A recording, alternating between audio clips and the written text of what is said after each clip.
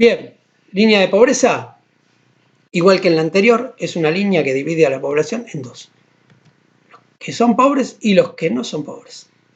En este caso, si el otro indicador que habíamos visto anteriormente medía la capacidad de adquirir la canasta básica de alimentos, aquí la lógica es que una vez que podemos saber cuánto sale, cuál es el valor que se requiere para adquirir los alimentos, necesitamos, además del alimento, un conjunto de bienes y servicios para poder vivir. Es decir, yo puedo a una familia darle una caja con alimentos, pero con eso no va a comer.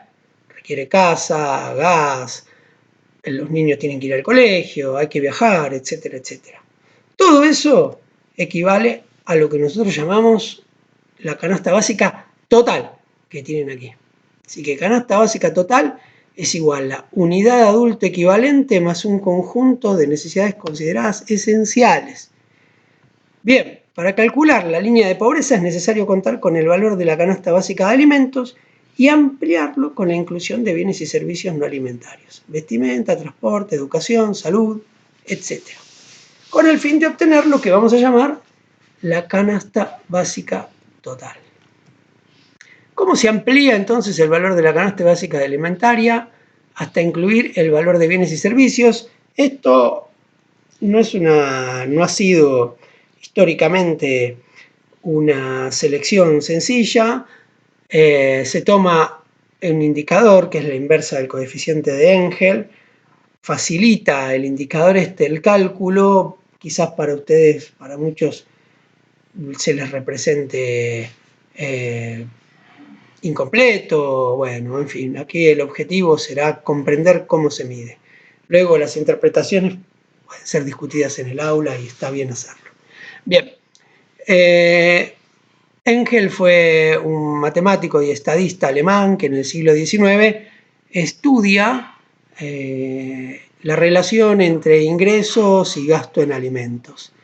Es bastante largo de explicar, pero más o menos digamos que las conclusiones de Engel en aquel momento arrojaron que más o menos las familias alemanas gastaban casi la mitad de los ingresos en alimentos.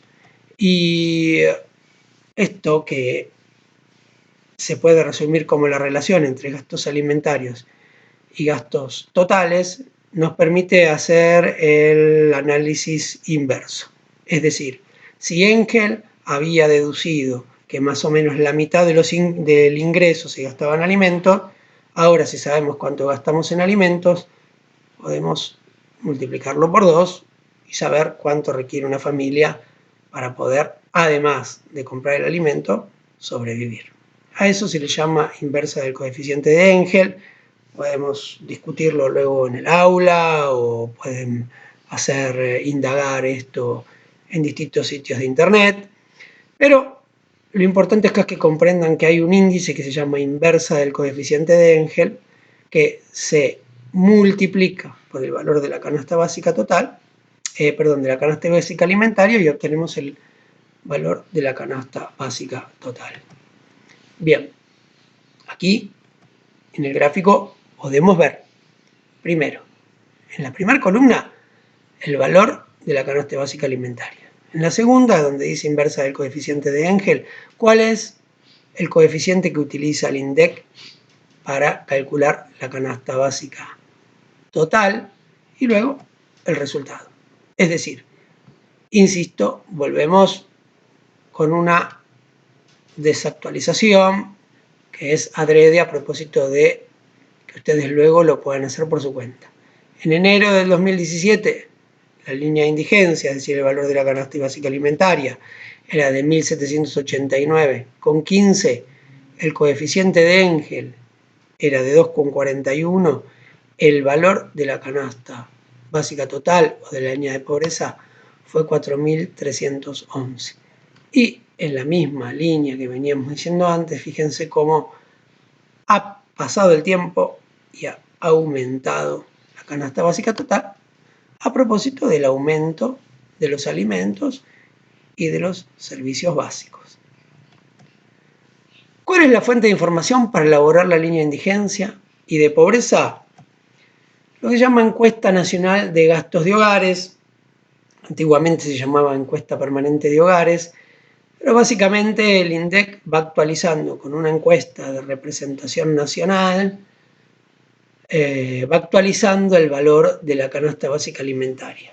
Es interesante comprender que estos datos no siempre están publicados, o mejor dicho, no están publicados, para no sesgar el indicador. Hay allí algún elemento polémico sobre las metodologías del INDEC, pero eso quedará para discutirlo en otro ámbito.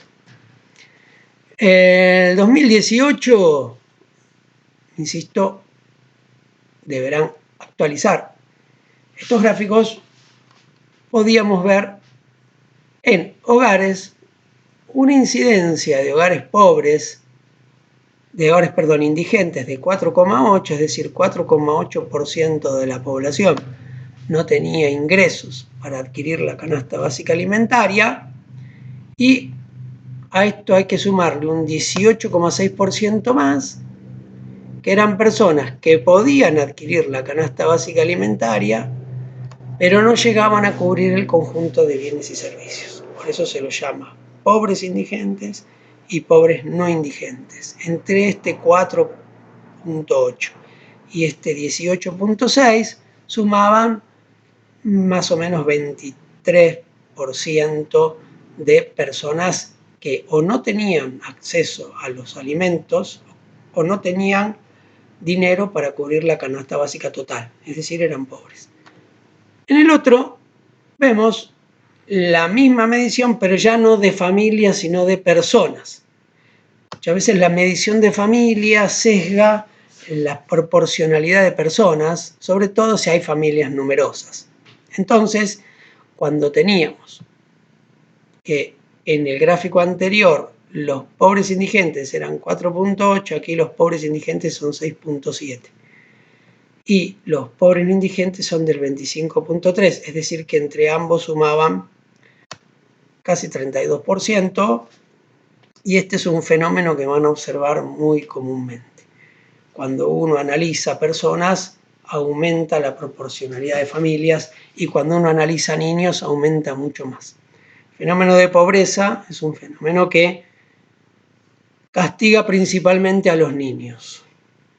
Bien, la línea de pobreza ha sufrido grandes modificaciones o importantes modificaciones a lo largo de la historia, es decir, es el indicador más móvil, más irregular que hay, precisamente porque aumentos de salario o aumentos de precios en los alimentos hacen que la población ingrese o salga de pobre muy rápidamente. ¿Qué quiero decir con esto? Si hay una cantidad de población, del 10% de la población, que tiene ingresos que superan la canasta básica total por muy poco, y luego se produce un aumento de alimentos, esa población muy probablemente caiga bajo la línea de pobreza. En este gráfico ustedes pueden observar dos picos de la línea de pobreza, uno en 1989-90, que coincide con un periodo de hiperinflación en la República Argentina, y el otro entre 2001 y 2003. Fíjense que también fue un periodo de hiperinflación, de aumento de alimentos y de bienes, no acompañado de un aumento de ingresos.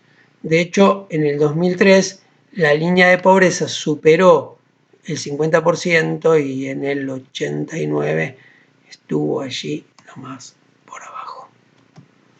Bien, para discutir también, espacio que nos daremos en las aulas, este tipo de artículos ahora uno los puede interpretar de otra manera.